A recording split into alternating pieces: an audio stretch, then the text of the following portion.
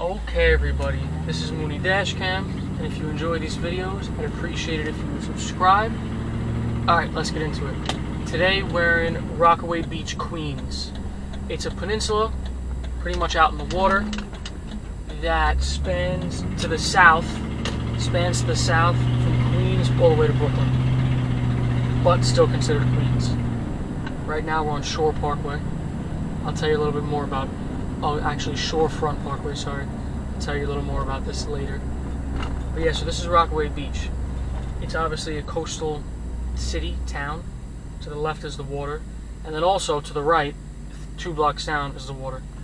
So, we're surrounded. A little bit of the history on the Rockaways. People call them the Rockaways because it's a lot of towns comprised on this peninsula. It's called the Rockaways. Right now, we're technically in Rockaway Beach. So, originally, there was 2 separate towns called the Hamels and Holland, named after 2 guys that owned the property. In 1897, they came together and formed the village of Rockaway Beach. So, it's a nice day out today. Yeah, in the early 1900s, the town became a big summer attraction. There was amusement parks, hotels, stores. These big apartment buildings weren't built until much, much later. But yeah, stores. One of the bigger amusement parks was called Rockaway's Playland. It was around for 80 years. I think it opened in 1901 to the 1980s. That's when it finally closed down. But yeah, it was famous for having an Olympic-sized swimming pool and $1 million. They called it $1 million midway, which is really just a fair. I guess back then they called them midways. So it had a big fair in it, all that. It's a little hard to navigate this area, so I'm trying my best here. Right ahead is the train, runs through the whole length and then goes over the water back into Queens.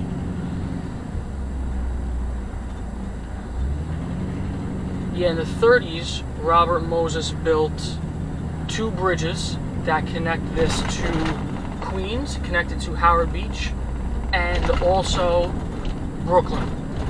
It's the Cross Bay Bridge and Maritime Parkway Bridge. So when that was built, it brought a lot more easy access to get here. Instead of it being more of a residential, it made it be able to be more of a residential area since you could commute easier to Brooklyn and Queens. It wasn't just like a summer attraction at that point. More residents started coming here. Yeah, and but not only did he build those bridges, he built a lot of other major infrastructure things in the area. One of the ones that he tried to build but failed was the parkway we were just on, Shorefront Parkway, which is supposed to be a 4-lane parkway. He actually split houses in half, literally in half, to build it. Locally now, that's known as the highway from nowhere to nowhere. It doesn't really connect to anything. It's just like a 1.5-mile stretch along the shore. Yeah, you can see how quickly we went from that shore to this shore.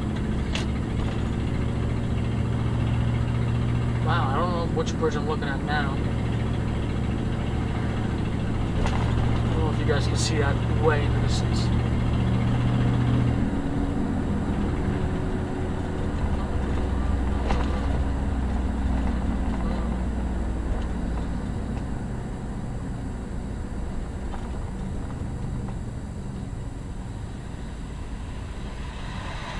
Yeah, so in the 50s, this town, this city, kind of fell into like an economic decline because Robert Moses also built Jones Beach State Park, which is more east in Long Island, and the New York Aquarium. So when people wanted to do a day trip or spend the summer somewhere, they would go more towards Jones Beach and the Aquarium since they were, let me get away from this truck here, since they were newer and more put together at the time. So it took a lot of attraction away from this spot. So they kind of fell into some hard times over here. I guess we're going into this parking lot because I'm trying to make a left, but there's no U-turns. So we'll shoot around this parking lot. We'll loop around in there. But yeah, fell into hard times. And then in the early 2000s, it became a nice tourist destination again. People from Brooklyn were coming here to surf, coming here to scuba dive. They actually had an article, a big piece on it in a New York magazine.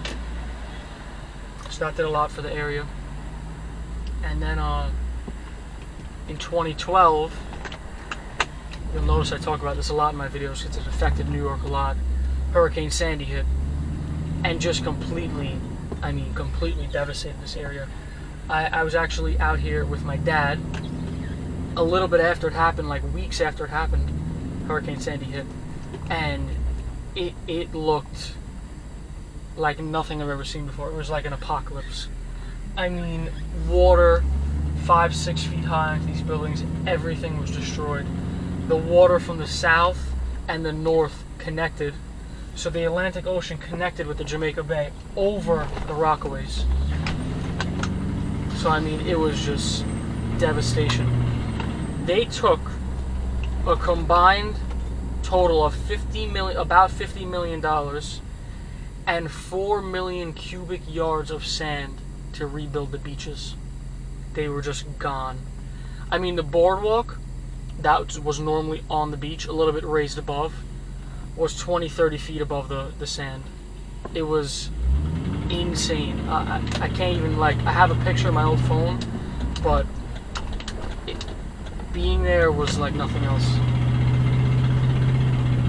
Yeah, so it's not a big, at least Rockaway Beach, the Rockaways in general, is comprised of a bunch of different towns. The Rockaway Beach has 14,000 people in it.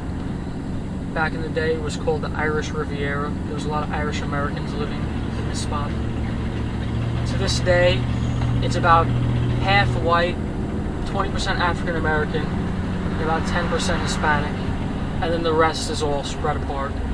Asian, Indian, Middle Eastern, stuff like that.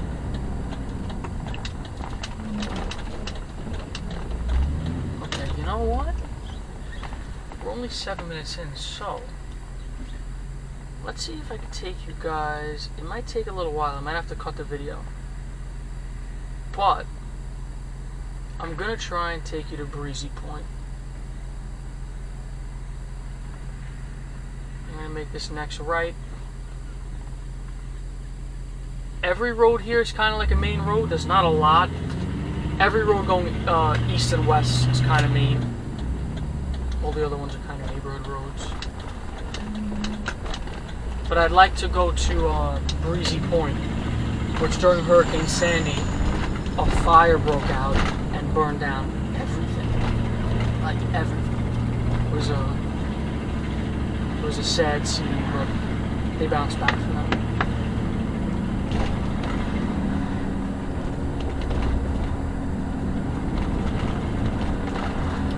It definitely has a beach town vibe in the area.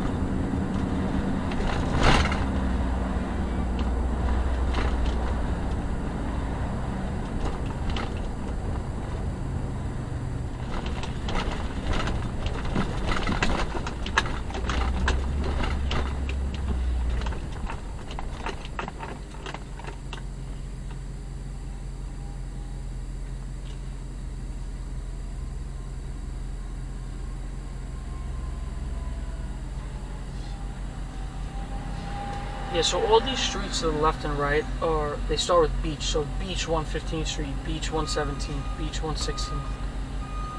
I don't know why that is exactly. I mean, we are on the beach. But yeah.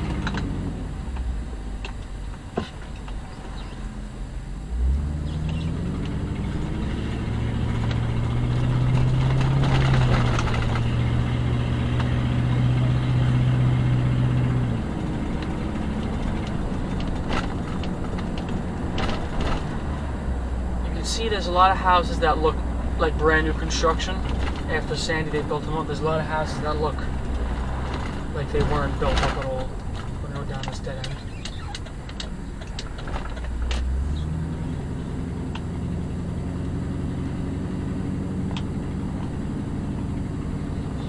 Yeah, so this boardwalk was completely gone. It was left with the concrete pillars that hold it up. There was nothing left during Sandy. I actually walked on the beach because right after the storm, before the storm, they built up big mounds of sand to make sure there wasn't too much devastation. It really didn't do too much. We didn't realize how hard it was going to hit. All these underground parking garages flooded. So many cars were destroyed. This house to the left here, look, not even fixed since Sandy. I don't know if you can get a good look at it.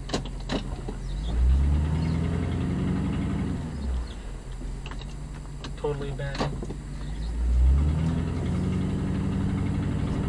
Yeah, a lot of people moved out of the Rockaways after that and never came back. That's how crazy it was. To the left again, totally abandoned.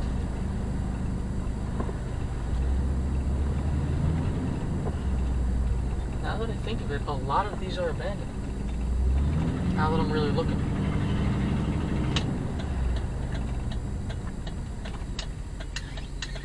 We're gonna go down a few more blocks. I don't want to make this one too long. I'll do another video on Breezy Point another time. We'll go through this loop to end it. Some nice architecture.